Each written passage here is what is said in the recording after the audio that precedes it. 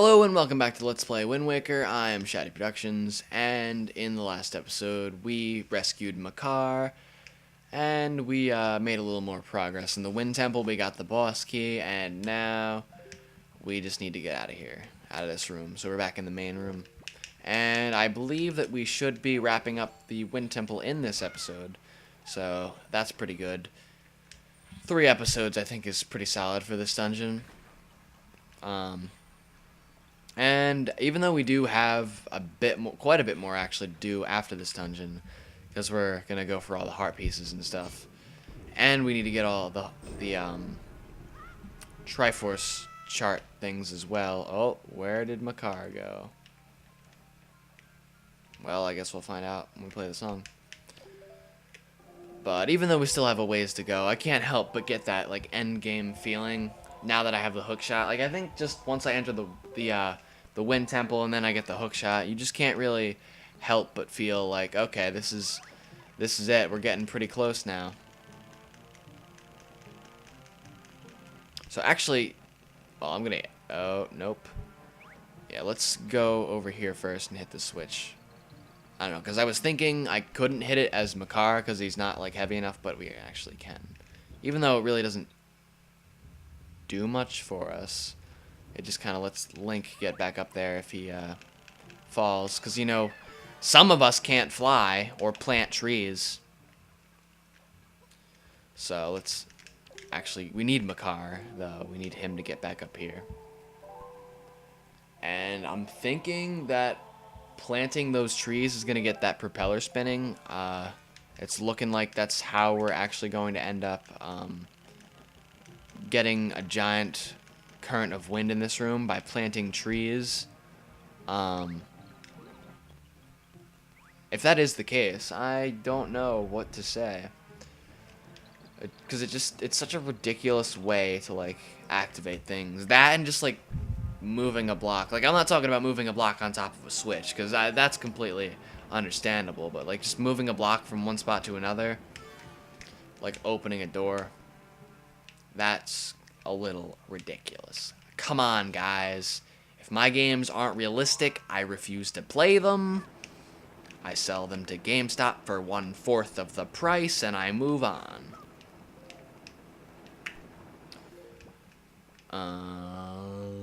Yep. Well, that locked door we saw is pretty much gonna get us where we need to go.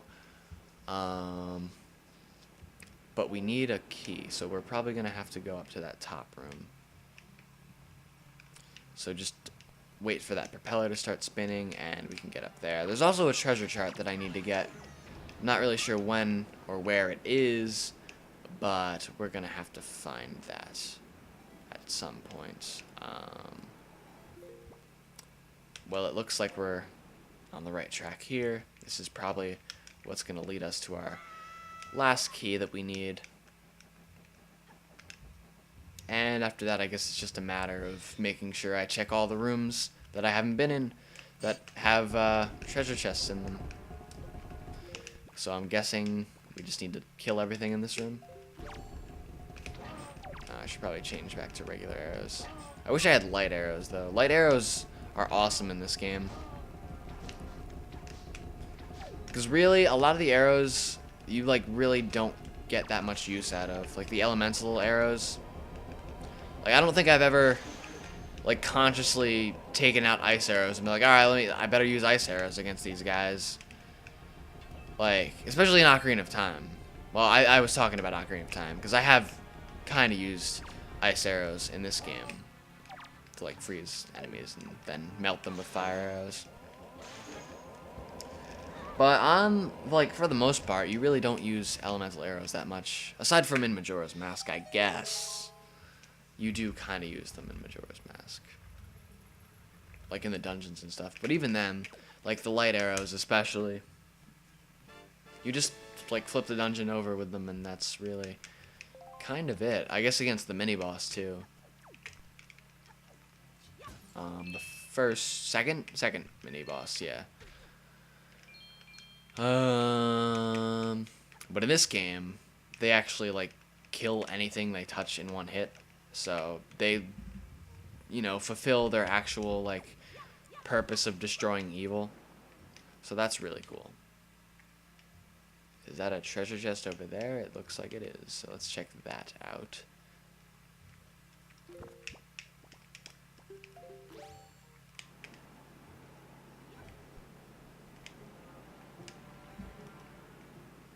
See what's going on down here. If it's a joy pendant, it's a joy pendant. Wow, I am calling these like crazy. Pretty much, if you see a wooden treasure chest, you can basically like assume it's a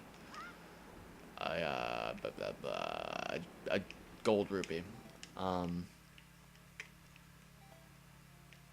This is actually a really bad idea because I have no idea where I'm going. I'm just wasting magic power. I guess I'll get some magic, and I need to figure out where that treasure chart is, though. It's got to be on the bottom floor. Oh, okay. I might know where to go. Alright. Yeah, I think I do. I think it's actually like you can't really skip the room it's in. You just have to do a little extra exploring. So I think now we're good to go all the way down. And ow, oh wow, I've never done that before. I actually landed on the propeller. Normally I just get like impaled. I mean, I just get sent flying by it. So at this point, before you go through this door, I would definitely make sure you have your boss key, and I mean you'll obviously have a small key or you won't be able to open the door up. But just make sure you have your boss key, because it's not along the path. You have to make sure you get it in the last episode, if you're just like watching this episode. Good Makar. If we keep it up at this rate, it'll only take 40 hours. It won't take 40. I'm sorry. It would not. That would not be. I don't think we're moving that slowly that it would take us literally. Oh, wow. That was pretty intimidating, actually. All right, Makar. Good. But yeah, you could end up with quite a bit of frustration if you don't have the boss key and you go all the way to the end and you get Makar there and everything. You go through all that trouble and then you just like don't have the boss key. So don't do that. And another like, I don't know, giant fighting room thing. And I think you actually have to explore this room and like kill all the enemies or something to get a treasure chest. I don't know, I don't remember. There might be a switch that opens the door, and by actually like killing all the enemies, but because some of them hide in pots and stuff, you get the treasure chart. And you also need to pull down things on the wall and stuff. So basically just explore like every nook and cranny in this room.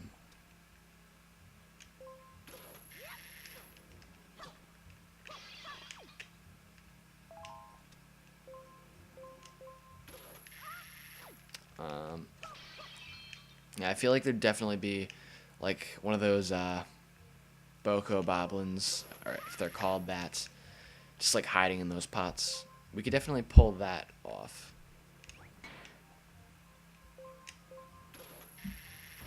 Oh, but we just got a bunch of rupees that we can't even really reach. I also can't tell which rupees have which value because I can't see color. Because I'm, you know, colorblind. But, not really. I just can't see color because for some reason my S-video cable just doesn't show color anymore, which is really good. You know, that's a good thing. Like, higher quality video cable, but doesn't show color, so therefore it sucks. So I have to use my, like, regular composite cables, which is, I mean, I'm sure the quality hasn't changed all that much because I'm not using a splitter cable anymore, so either way, it's gonna be better than if I was using a splitter cable. Yep, there's one of them. Can I actually hookshot him to us? Well, I can hookshot him down here. So now I'm plugging my S-video cable into my TV, and then the like red, yellow. Well, I would normally plug them in anyway, but I think I think it's the yellow one that's the video cable. So now I'm plugging that one into the Dazzle. It really sucks because like if you play around with the thing, it'll show it in color, but as soon as I let go, it just goes back to black and white. And I literally must have messed it with it for like a half an hour before I just like gave up and was like, all right, I'm recording. Fuck it. So this whole temple has been in black and white for me. So it's kind of weird. Kind of gives me a new perspective. Not really at all, but like it's like, oh, he's fallen. Let's see if we can pull him over here.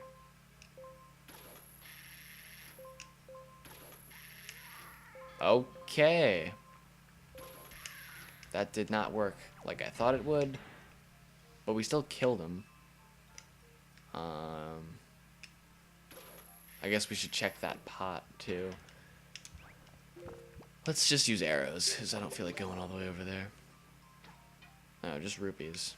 That I don't know the value of. That actually really sucks. I think that's like the worst thing about not having color, is just I can't tell what rupees have what value.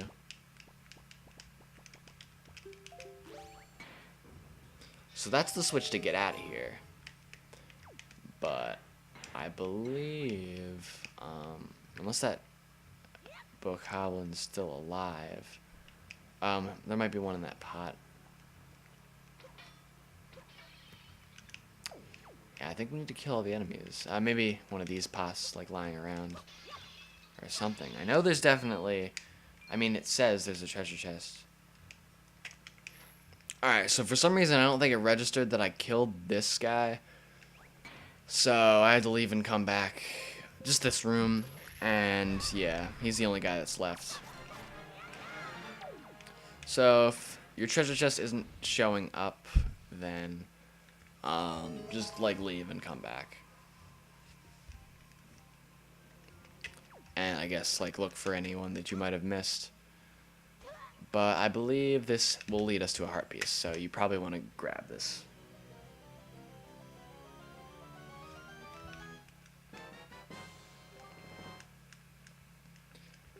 And now we can move on. And I think we're in the final stretch at this point. Just a wind tunnel or two, and then we're done. But it does get a little frustrating. Oh, you also want to make sure you have Makar with you. I don't know if I mentioned that before. But in addition to having the big key with you, you also want to make sure that you have Makar with you for sure. This is another one of those stupid like tablets right at the end, and it sucks because Makar is so light. He gets blown around by wind, and there's a bunch of like wind tunnels and stuff. So it's really annoying. But you got to make sure you have Makar.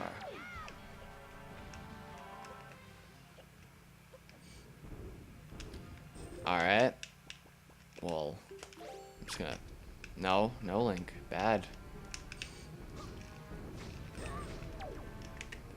No, the opposite of good.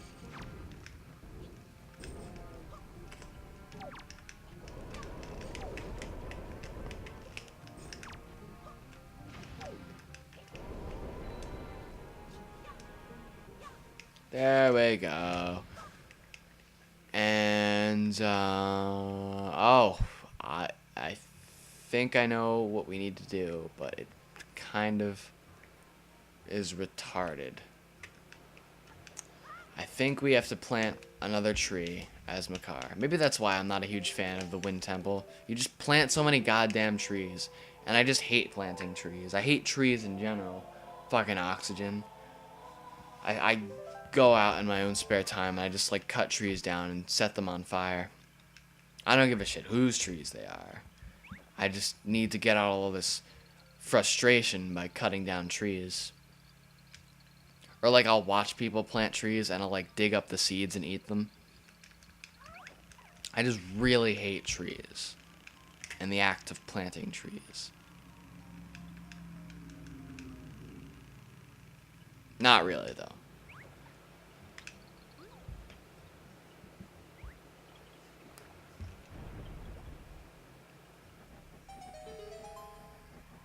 See, it might at least make a little sense if it was like, if it didn't stop the wind, there was just a tree there, and Link could hookshot onto it through the winds, I guess, like, and pull himself through.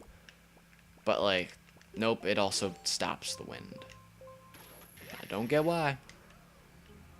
And because of that, Wind Waker's ratings fell from a 10 to a 3.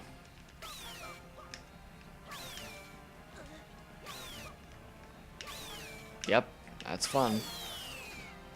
I don't know why they give those things so much health.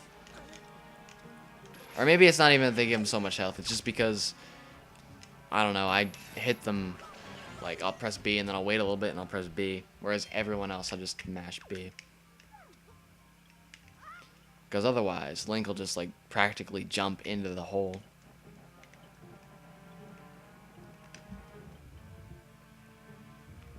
And here we are, the final room of the second to last dungeon.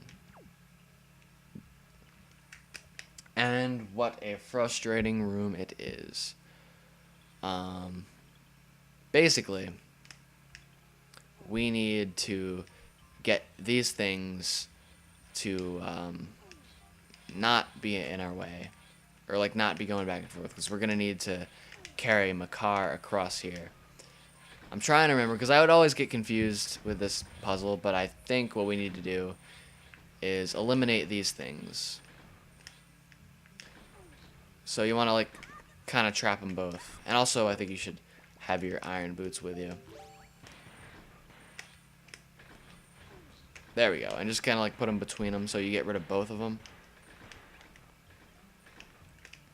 And I think we have 3. Yeah, okay. There's, like, a gap over there. I don't know if you can see it. But there's going to be a little hole that we need to plug up. And, to make like a bridge, because you can't jump while you're wearing the iron boots, and the only way to get through this wind is with the iron boots. And I think all we're going to need to do is just pick up Makar and carry him through here while wearing the iron boots. So we need to make sure we have a way across, and we need to make sure that we won't get hit by these things. And I mean, since you move so slow, you have to make sure that you have something to block them.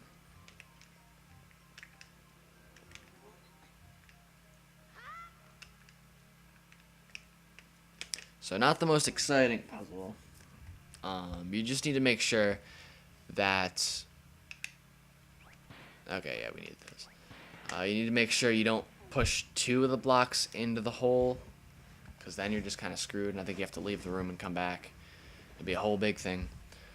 So just don't do that.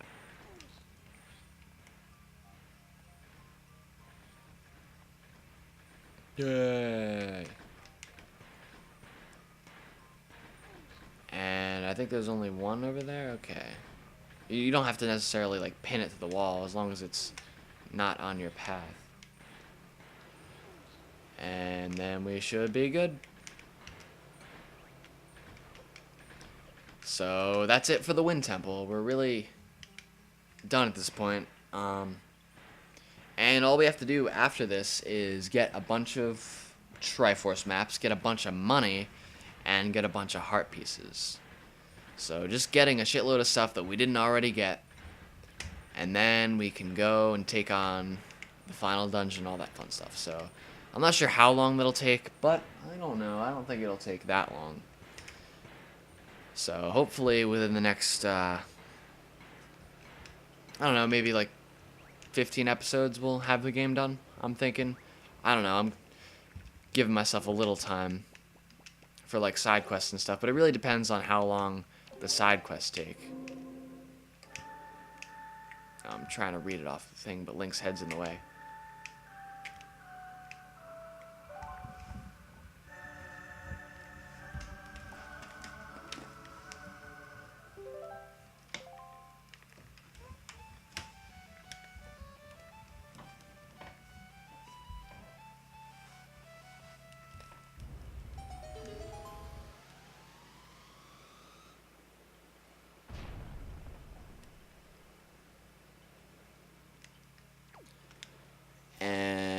actually don't know of any other warp pots. There might be another one, and I might just have missed it.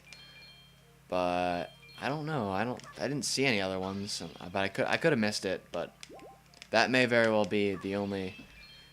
Those might be the only two warp pots in the whole dungeon. And I mean, everything is kind of close to each other.